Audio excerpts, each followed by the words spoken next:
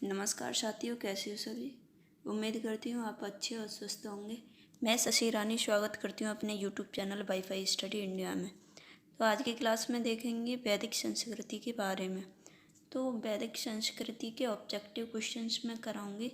मैंने long term में भी मैंने पढ़ा रखा है, लॉन्ग क्लास जो ले रखी है मेरी हिस्ट्री की क्लास देख सकते हैं आप, जिसमें मैंने वैदिक संस्कृति को पूरे अच्छे से समझाया हुआ है। और वैदिक संस्कृति का आज हम पढ़ेंगे, तो इसमें ऑब्जेक्टिव क्वेश्चन पढ़ेंगे। ये जो काल माना जाता है ये 1500 ईसा पूर्व से 600 ईसा पूर्व तक माना जाता है वैदिक काल। और वैदिक काल में वैदिक काल को दो भागों में बांटा गया है। एक है पूर्व वैदिक काल और दूसरा है उत्तर वैदिक काल। एक है पूर्व और एक है उत्तर, ऐसे करके दो भागों में इसे बांटा गया है वैदिक काल को। तो इसमें कुछ क्वेश्चन में पूछा है कि पूर्व वैदिक या ऋग्वैदिक संस्कृति का काल किसे माना जाता है। तो ये किसे माना जाता है, ये जो पूर्व वैदिक काल था या ऋग्वैदिक संस्कृति कह सकते हैं, तो ये 1500 ईसा पूर्व से 1000 ईसा पूर्व तक का समय काल माना जाता है। ठीक है, और आगे देखते हैं। अगला क्वेश्चन है, उत्तर वैदिक संस्कृति का काल किसे माना जाता है। तो उत्तर वैदिक संस्कृति का काल 1000 से 600 ईसा पूर्व तक माना जाता है। तो ये हो गया, मैंने बताया वैदिक काल के दो भाग हैं, एक पूर्व वैदिक काल और दूसरा है उत्तर वैदिक काल। इन जो 1500 ईसा पूर्व से लेकर 1000 ईसा पूर्व तक चला वो है पूर्व वैदिक काल या ऋग्वैदिक काल भी बोल सकते हैं उसे। और जो 1000 ईसा पूर्व से 600 ईसा पूर्व तक चला तो उसे बोलते हैं उत्तर वैदिक काल। ठीक है, आगे अगला क्वेश्चन देखेंगे। इसमें तीसरा क्वेश्चन है, आर्य शब्द का शाब्दिक अर्थ है। तो आर्य शब्द का शाब्दिक अर्थ माना गया है श्रेष्ठ या कुलीन। ठीक है, चौथा क्वेश्चन देखेंगे, प्रारंभिक आर्यों के बारे में निम्न कथनों में से कौन सा सही नहीं है। तो कौन सा सही नहीं है, आर्य जो थे वे संस्कृत बोलने वाले थे। दूसरा बी दे रखा है, वे घुड़सवारी किया करते थे। तीसरा, वे कई झुंडों में भारत पहुँचे। और डी है, मुख्यतः नगरों में निवास करते थे। तो इसका राइट आंसर होगा डी, मुख्यतः नगरों में निवास करते थे। मतलब ये कि क्या ये शहरी निवासी थे, ये कोई शहरी निवासी नहीं थे। ये पशुपालन वगैरह करते थे, ये ग्रामीण उसमें रहते थे। ठीक है, ग्रामीण क्षेत्रों में झुंडों में रहते थे। ठीक है, आर्य। और जो सिंधु सभ्यता में आपको बताया था, सिंधु सभ्यता में वो नगरीय सभ्यता थी, शहरी सभ्यता थी, उसमें शहर निकले हैं। ठीक है, तो ये जो वैदिक काल है उसमें ये नगरों में निवास नहीं करते थे। तो ये इसका राइट आंसर होगा। अगला क्वेश्चन है, इनमें से किस फसल का ज्ञान वैदिक काल के लोगों को नहीं था।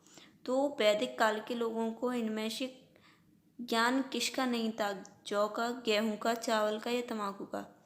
तो इसमें तम्बाकू का ज्ञान नहीं था, क्योंकि तम्बाकू तो जब अंग्रेज आए थे तो पुर्तगाली आए थे, तो पुर्तगालियों ने तम्बाकू की खेती करना सिखाया भारतीयों को।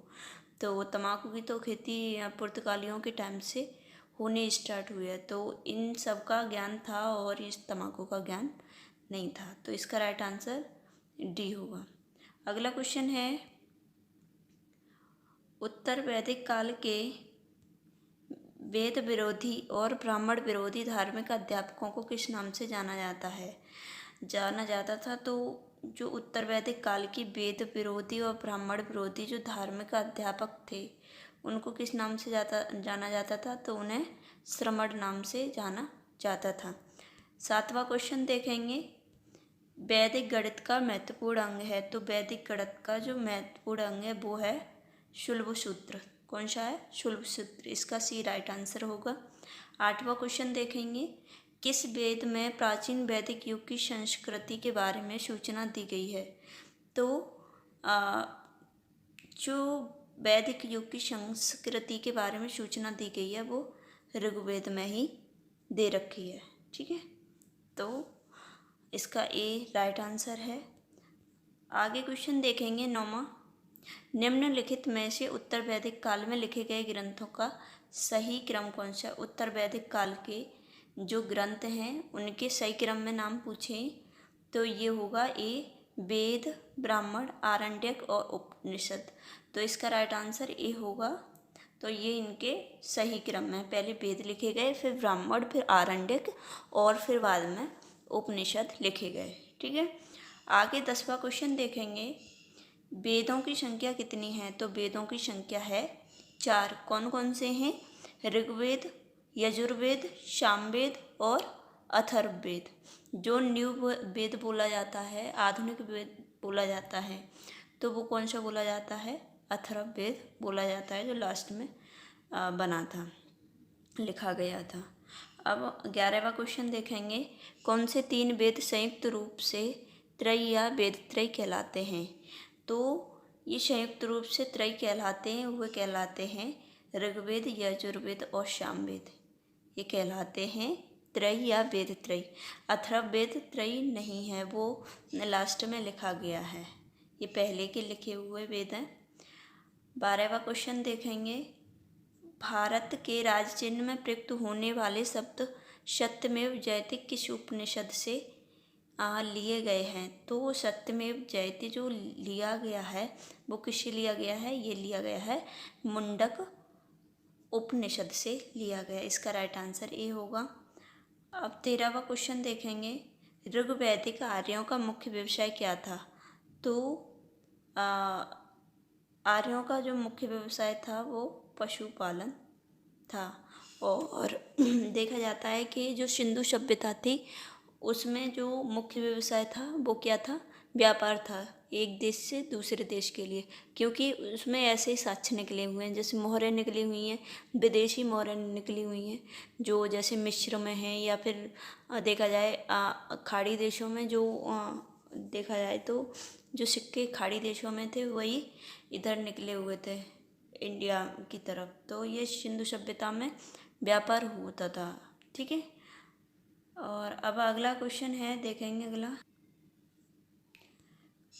भारतीय संगीत का आदि ग्रंथ कहा जाता है? तो भारतीय संगीत का आदि ग्रंथ किसे कहा जाता है? तो सामवेद को कहा जाता है। 15वां क्वेश्चन देखेंगे। प्रथम विधि निर्माता कौन है? तो प्रथम विधि निर्माता मनु है। 16वां देखेंगे। कृष्ण भक्ति का प्रथम और प्रधान ग्रंथ है? तो कृष्ण भक्ति का प्रथम और प्रधान ग्रंथ कौन सा है? श्रीमद् भागवत गीता। अगला क्वेश्चन है। ऋग्वेद में संपत्ति का प्रमुख रूप क्या है? तो ऋग्वेद में जो प्रमुख रूप है वो गोधन है। ठीक है। गोधन बोलते हैं संपत्ति को ही। ठीक है। तो संपत्ति का प्रमुख रूप गोधन। ऋग्वेद के किस मंडल में शूद्र का उल्लेख पहली बार मिलता है? तो जो शूद्र का उल्लेख है वो 10वें जो मंडल है उसमें मिलता है। किसका? शूद्र का उल्लेख, जो कि बाद में लिखा गया था। ये जो 10वां मंडल है वो बाद में लिखा गया था ऋग्वेद में, तो उसमें शूद्र का उल्लेख मिलता है। आगे क्वेश्चन देखते हैं 19वां। पुराणों की संख्या कितनी है? तो पुराणों की संख्या है 21। वैदिक धर्म का मुख्य लक्षण इनमें से किसकी उपासना था? तो ये जो वैदिक धर्म के लोग थे वो प्रकृति की उपासना करते थे। अगला देखेंगे। किस देवता के लिए ऋग्वेद में पुरंदर शब्द का प्रयोग हुआ है? तो पुरंदर शब्द का प्रयोग इंद्र के लिए हुआ है। और इंद्र का जो वर्णन है, नाम है, वो 250 बार आया हुआ है। किसमें? जो ऋग्वेद में है। ठीक है। और इंद्र को ही ज़्यादातर मान्यता दी गई थी उसमें, और बाकी के और भी देवता थे जो कि कम कम बार नाम आए हैं। अगला क्वेश्चन देखेंगे। शुल्ब सूत्र किस विषय से संबंधित है? जो शुल्ब सूत्र है वो किस विषय से संबंधित पुस्तक है? तो मैंने अभी ऊपर क्वेश्चन बताया था, गणित से संबंधित है शुल्ब सूत्र। अगला क्वेश्चन 23वां देखेंगे। अस्तु माँ सद्गमय, तमसो माँ ज्योतिर्गमय और मृत्योर्मा अमृतगमय कहाँ से लिया गया है? तो ये कहाँ से लिया गया है? देखेंगे इसमें उपनिषदों से लिया गया है। अगला क्वेश्चन देखेंगे, आर्य भारत में बाहर से आए और सर्वप्रथम बसे थे। जब बाहर से आए हुए थे, आर्य कहाँ से आए हुए थे? पहली बात तो ये कि आर्य आए कहाँ से, तो इसमें जो बोले जाए जो विद्वान हुए हैं उनके अलग अलग मत हैं। कोई बोलते हैं कि आर्य मध्य एशिया के निवासी थे, वहाँ से आए थे। कोई बोलते हैं कि ये तिब्बत की तरफ से आए हुए थे, और कोई बोलते हैं ये बोला जाए तो ये हिमालय की तरफ से थे। तो इनका कोई श्योरिटी नहीं है कि आर्य भारत में आए कहाँ से थे और कहाँ पर बसे। अब बसने का तो पता है कि बसे थे पंजाब में, यहाँ पे देखा गया ये सर्वप्रथम बसे थे, तो ये पंजाब में बसे थे, पंजाब में आकर। अगला क्वेश्चन देखेंगे 25वां, सूची फर्स्ट को सेकंड के साथ मिलाइए। तो ऋग्वेद जो बोलते हैं या पढ़ते हैं उनको क्या बोला जाता है? तो उन्हें बोला जाता है होत्र बोला जाता है या होता बोला जाता है। और यजुर्वेद जो पढ़ते हैं उनको क्या बोला जाता है? उन्हें अर्घ्यायु बोला जाता है। और सामवेद जो पढ़ते हैं उनको क्या बोला जाता है? तो उदगात्र बोला जाता है। और अथर्ववेद को जो पढ़ते हैं उन्हें ब्रह्मा बोला जाता है। तो इसका राइट आंसर ए ही होगा। ठीक है, तो ए इसका राइट आंसर है। आगे क्वेश्चन पढ़ते हैं, 26वां क्वेश्चन देखेंगे, वेदों को अपौरुषेय क्यों कहा गया है? तो अपौरुषेय इसलिए कहा गया है क्योंकि अमिश नहीं, का अर्थ क्या होता है? नहीं, और पौरुषेय मतलब पुरुष द्वारा, मतलब पुरुष द्वारा नहीं लिखा गया है। वेदों को पुरुष द्वारा नहीं लिखा गया। वेदों की रचना किसने की? तो देवताओं ने की थी, ब्रह्मा ने की थी। तो ये देखा गया, तो ये पहला क्वेश्चन है क्योंकि वेदों की रचना देवताओं द्वारा की गई। इसका ए राइट आंसर है। आगे देखेंगे 27वां, वैशेषिक दर्शन के प्रतिपादक हैं। तो वैशेषिक दर्शन के प्रतिपादक हैं उलूक कणद हैं। अगला क्वेश्चन देखेंगे 28वां, मीमांसा या पूर्व मीमांसा दर्शन के प्रतिपादक हैं। तो कौन है?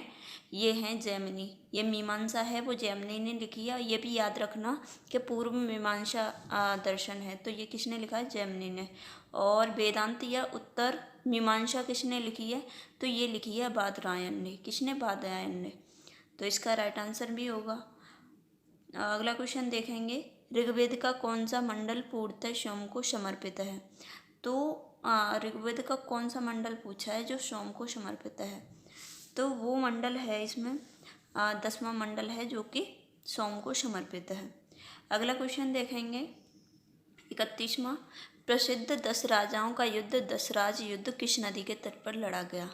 तो जो दसराज का युद्ध है वो कौन सी नदी पर लड़ा गया था? तो वो लड़ा गया था परुशड़ी नदी पर। 32वां क्वेश्चन देखेंगे, धर्मशास्त्रों में भूराजस्व की दर क्या है? तो भूराजस्व की दर 1/6 थी। अगला क्वेश्चन 33वां क्वेश्चन देखेंगे, इसमें 800 ईसा पूर्व से 600 ईसा पूर्व का काल किस युग से जुड़ा है? तो ये किस युग से जुड़ा हुआ है? 800 से 600 ईसा पूर्व। तो ये ब्राह्मण युग से जुड़ा हुआ है, इसे ब्राह्मण युग बोला जाता है। वैसे तो 1000 से 600 ईसा पूर्व को क्या बोला जाता है? उत्तर वैदिक काल बोला जाता है। लेकिन जो ब्राह्मण युग है वो 800 ईसा पूर्व से 600 ईसा पूर्व तक माना जाता है। आगे अगला क्वेश्चन, किस काल में ये है, किस काल में अछूत की अवधारणा स्पष्ट रूप से उदित हुई? तो ये जो अछूत की अवधारणा थी वो किस काल में उदित हुई? तो ये हुई थी उत्तर गुप्त काल में। तो इसका राइट आंसर सी होगा। 35वां देखेंगे, एशिया माइनर स्थित बोगज गाय का महत्व इसलिए है। बोगज गाय का महत्व किस लिए है? इसलिए है कि वहाँ जो अभिलेख प्राप्त हुए हैं उनमें 4 वैदिक देवताओं इंद्र, वरुण, मित्र, नासत्य का उल्लेख मिलता है। तो इसका राइट आंसर ए ही होगा। अगला क्वेश्चन देखेंगे, गायत्री मंत्र देवी सावित्री को संबोधित किस पुस्तक में मिलता है? तो ये गायत्री मंत्र जो है, जो सावित्री को संबोधित करके बनाया गया था ये, तो वो किस पुस्तक में जो गायत्री मंत्र है वो किस पुस्तक से लिया गया? तो ये ऋग्वेद से लिया गया है, जो कि तीसरे मंडल से लिया गया है गायत्री मंत्र, जो वो है ओम भूर्भुवस्सुः तत्सवितुर्वरेण्यम। ये वाला मंत्र आपने सुना ही होगा।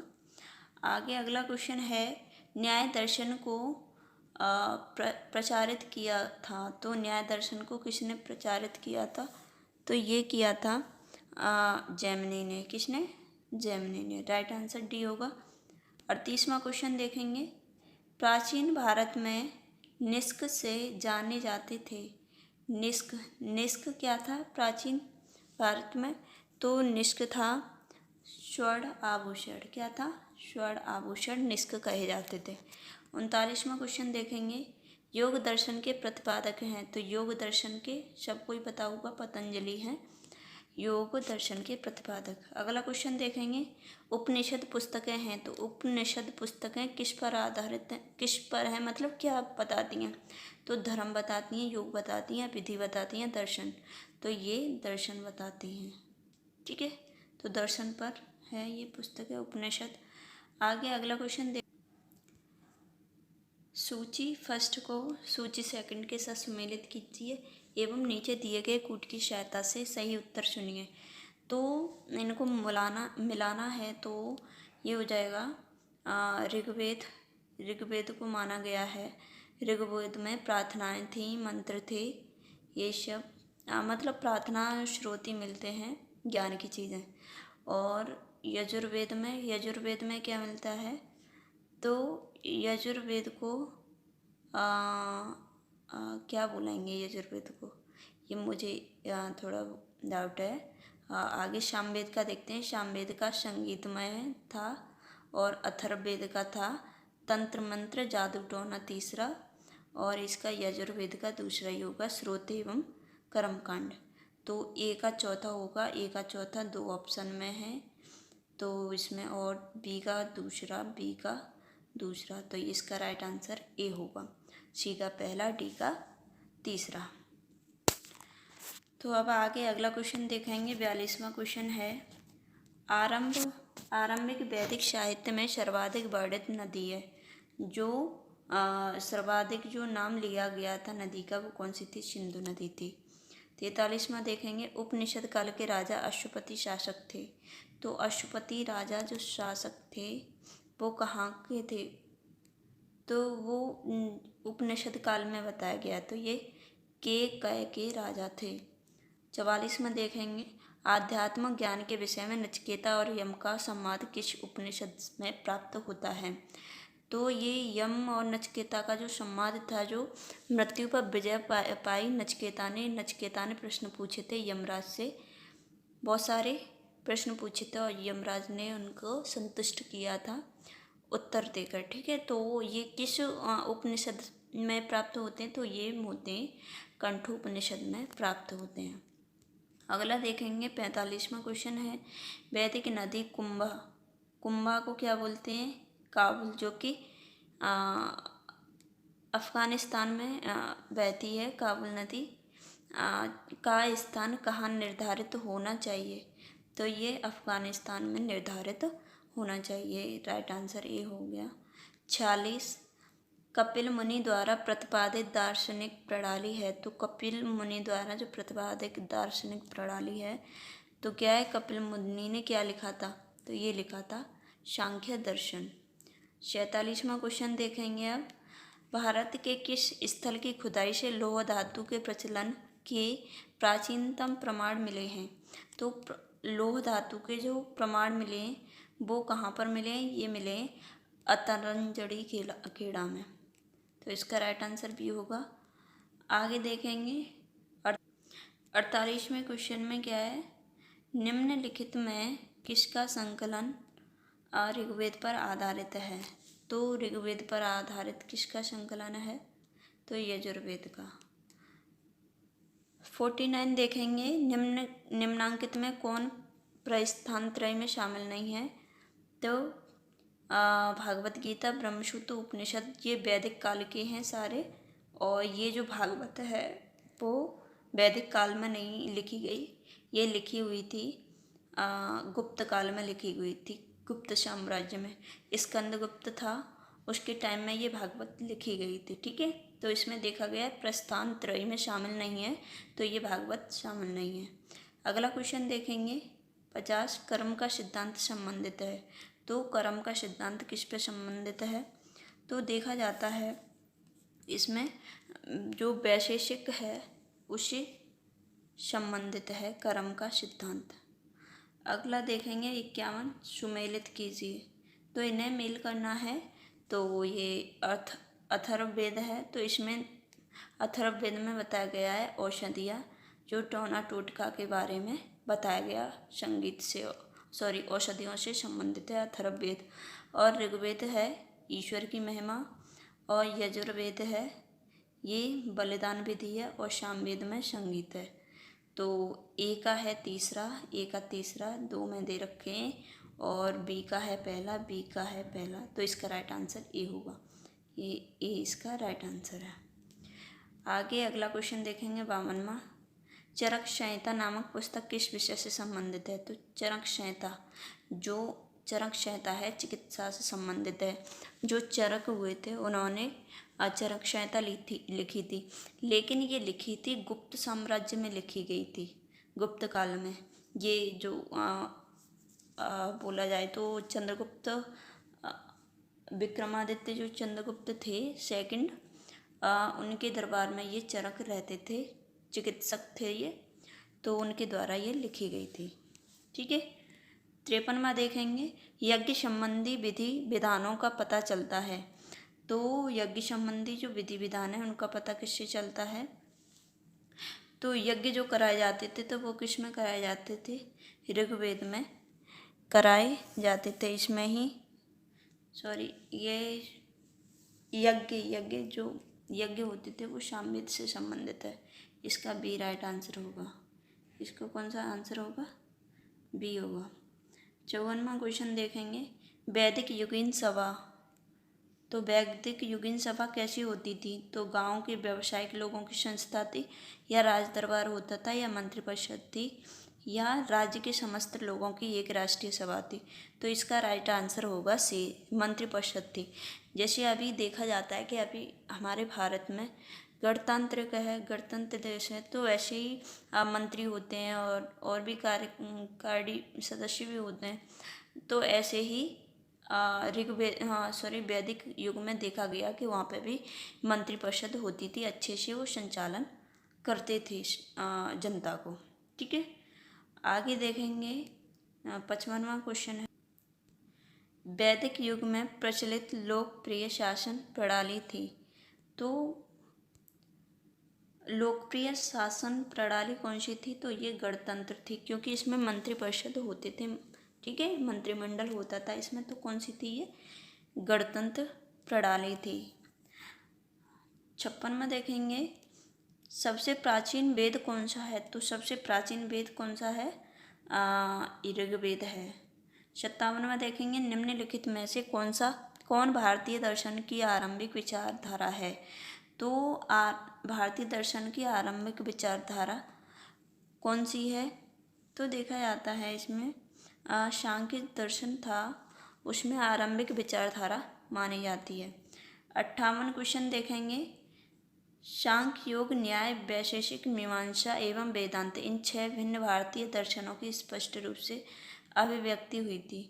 तो ये किस काल में हुई थी, कि या बोला जाए किस वंश में हुई थी इन अभिव्यक्ति? तो ये हुई थी कुषाण युग में हुई थी। किसमें? कुषाण युग में हुई थी, जो कि कनिष्क के शासनकाल में। ठीक है, तो उसने इन चीज़ों पर बहुत कार्य किया था। इसने वेदांतों को पढ़ा और समझा और निकलवाया, जो भी है। अब देखा जाए 59 क्वेश्चन देखेंगे इसमें। तो निम्नलिखित में वह दस्तकारी कौन सी है जो आर्यों द्वारा व्यवहार में नहीं लाई गई? तो दस्तकारी देखेंगे कौन सी थी? तो ये लोहारगिरी नहीं थी। मतलब लोहा था उस टाइम, लोह युग बोला जाता है, लेकिन ये लोहारगिरी नहीं होती थी कि लोहे से कुछ से कुछ बना लो, ऐसा नहीं था, लेकिन बोला लोह युग जाता है। तो कौन सी है जो आर्यों के व्यवहार में नहीं लाई गई, तो वो है लोहारगिरी।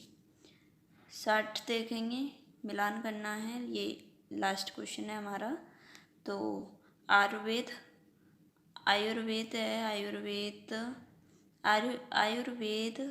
है वो किससे संबंधित है?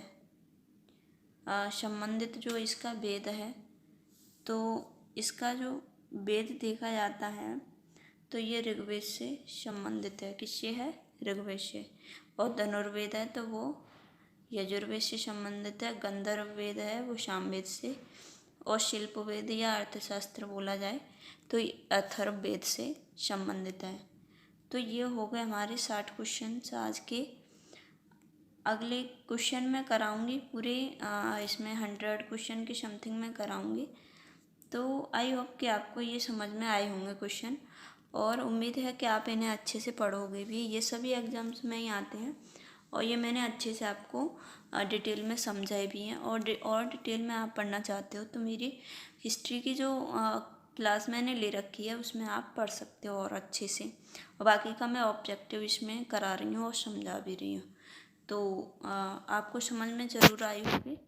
तो आज के लिए इतना ही छोड़ते हैं, फिर आगे पढ़ेंगे अगली क्लास में। ठीक है, धन्यवाद दोस्तों।